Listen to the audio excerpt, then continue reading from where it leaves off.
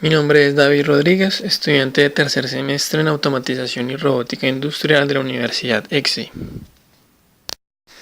A continuación se van a dar a conocer las principales características del sensor Fibertrac 31 de la compañía de instrumentación alemana Vega. Como principales ventajas en la aplicación de este sensor en la industria tenemos gran disponibilidad de instalación gracias a la medición sin contacto, montaje fácil en depósitos redondos y cónicos gracias al detector flexible, economía de costes mediante la aplicación de un solo sensor hasta un rango de medida de 7 metros. Durante la medición radiométrica, un isótopo de cesio número 137 o cobalto número 60 emite radiación concentrada con rayos gamma. Un sensor especial situado en el lado opuesto del depósito recibe los rayos. El escintilador del sensor convierte los rayos gamma en señales cuya cantidad es detectada y evaluada. Debido a que la radiación gamma se atenúa al penetrar la materia, el sensor puede calcular el nivel límite, la densidad o el caudal a partir de la intensidad de la radiación entrante. Con relación a la variable de entrada, tenemos que la medida variable es la intensidad de rayos gamma de un isótopo. En caso de que la intensidad de esta radiación disminuya, por ejemplo, en la mitad, el valor medido del Fibertrac 31 cambia en proporción al nivel o al valor. Un escintilador es una sustancia fluorescente, es decir, que tiene la capacidad de emitir luz, es decir, fotones después de haber sido expuesta ella misma a radiaciones. Los escintiladores se pueden encontrar en forma líquida, en monocristales o en polvo, cuando se trata de escintiladores minerales. Los escintiladores y sobre todo el cristal de yoduro de sodio dopado al 1% de talio se utilizan en medicina nuclear en radiocristalografía con el fin de transformar los fotones energéticos en fotones visibles. Un fotomultiplicador se acopla al escintilador para convertir la señal luminosa en una señal eléctrica amplificada. A continuación vamos a observar las principales características relacionadas a la ficha técnica dada por el fabricante. Tenemos entonces rango de medición desde 1 metro hasta los 7 metros. Siguiente parámetro es el de reproducibilidad. ¿Qué es la reproducibilidad? En este caso, reproducibilidad indica la proximidad entre medidas sucesivas realizadas en diferentes condiciones. Pueden ser realizados por diferentes personas, diferentes laboratorios o diferentes instrumentos. En este caso, el fabricante nos indica que su valor es del más menos 0.5% para una temperatura de 20 grados bajo cero o de 50 grados Celsius. Temperatura ambiente de trabajo tenemos de menos 20 grados hasta los 50 grados Celsius. Alimentación de tensión o voltaje de trabajo principal tenemos que es de los 20 a los 72 voltios DC. También tiene para configurar alimentación en corriente alterna, como podemos observar, hasta los 253 voltios AC, con un consumo máximo de 6 voltiamperios equivalentes a los 4 vatios. Entrada analógica, tenemos entonces tipo de entrada de 420 miliamperios, una carga interna de 250 ohmios. Entrada de conexión, tenemos tipo de entrada Open Collector, realmente se refiere a una entrada transistorizada NPN, ¿sí? Con una corriente de trabajo de 10 miliamperios.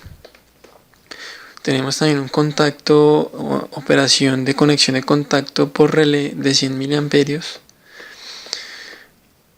Con relación a la salida de relé, tenemos una tensión de activación mínima de los 10 milivoltios, máximo 253 voltios AC, 253 voltios DC, una corriente de conmutación mínima de 10 microamperios, máximo 3 amperios en alterna, 1 amperio en directa.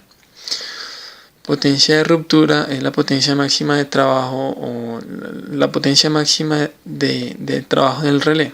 En este caso dice que son 50 milivatios mínimo y 750 voltiamperios en alterna, 40 vatios en directa.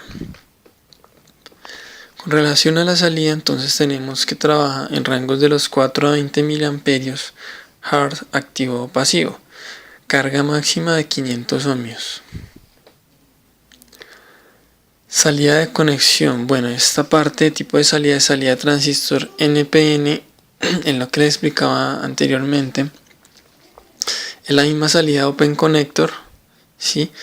Requiere obviamente una tensión de activación, una tensión externa para poder trabajar. En este caso nos indica que trabaja con menos de 55 voltios directos y con una corriente bajo carga de inferior a los 400 miliamperios. El peso de este producto nos dice que es máximo 9.2 kilogramos.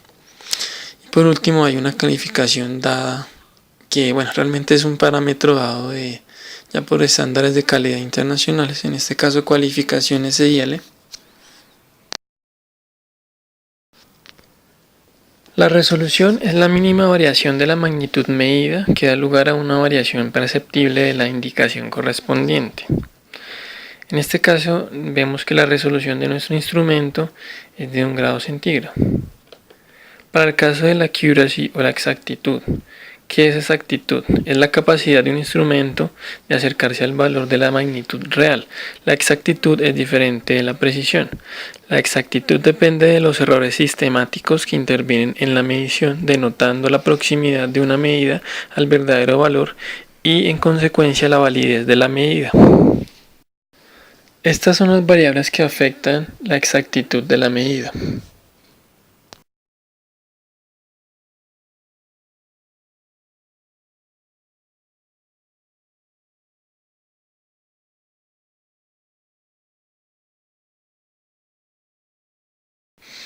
Con relación a la parte eléctrica tenemos entonces que en el bloque 1 tenemos las conexiones para alimentación del equipo. En el bloque 2 tenemos la salida al relé, consistente en el pin número 5 que es el común o entrada de señal, el pin número 4 que es contacto normalmente cerrado y el pin número 6 que es el contacto normalmente abierto. En el bloque número 3 tenemos salida de señal de 4 a 20 mA tipo activa. Una señal activa es una señal generadora, no se necesita una fuente de tensión externa.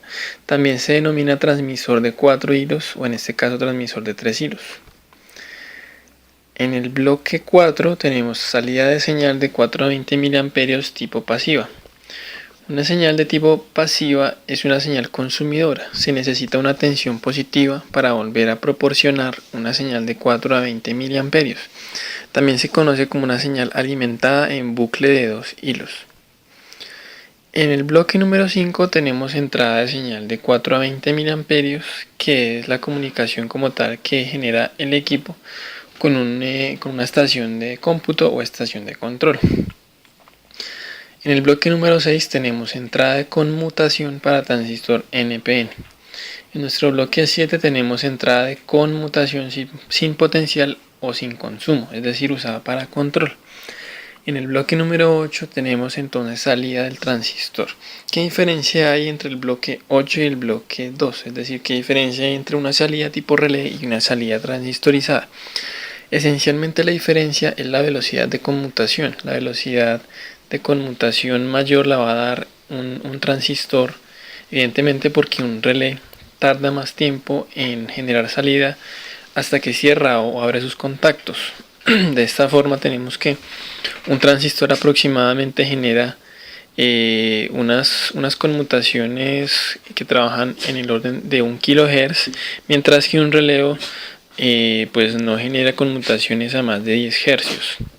¿Qué tenemos en el bucle número 9 o en el bloque número 9? Tenemos interfaz para comunicación sensor-sensor.